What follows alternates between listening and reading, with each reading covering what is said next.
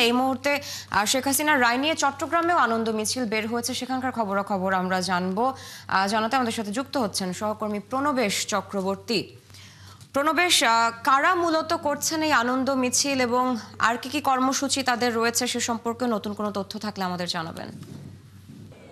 আন্তর্জাতিক অপরাধ ট্রাইব্যুনালে মানবতা বিরোধী অপরাধ সংগঠন এবং যে জুলাই অভ্যুত্থানে গণহত্যার অভিযোগে শেখ হাসিনা এবং তৎকালীন স্বরাষ্ট্রমন্ত্রী তাদের বিরুদ্ধে মৃত্যুদণ্ডের রায় ঘোষণা করেছে।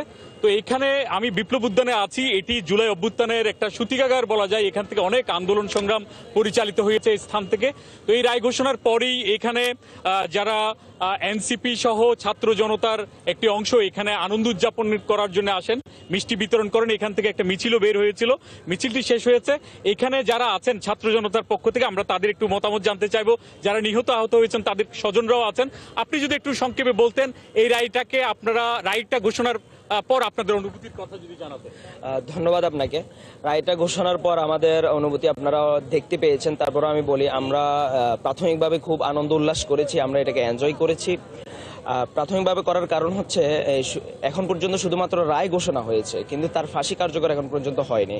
আমরা যদি বলি, আমরা পরিপূর্ণ আনন্দ উল্লাস সেদিন করতে পারবো যেদিন শেখ হাসিনাকে ইন্টারপোলের মাধ্যমে বাংলাদেশে এনে ফাঁসির কাস্টে ঝুলানো হবে, অর্থাৎ এই রায়কে কার্যকর করা হবে। সেদিন আমরা পরিপূর্ণ সন্তুষ্টি পাবো এবং আমরা আনন্দ উদযাপন করতে পারবো।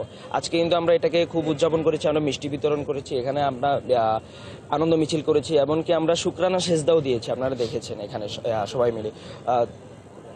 ধন্যবাদ আপনাকে। আমি আরেকজনের কাছ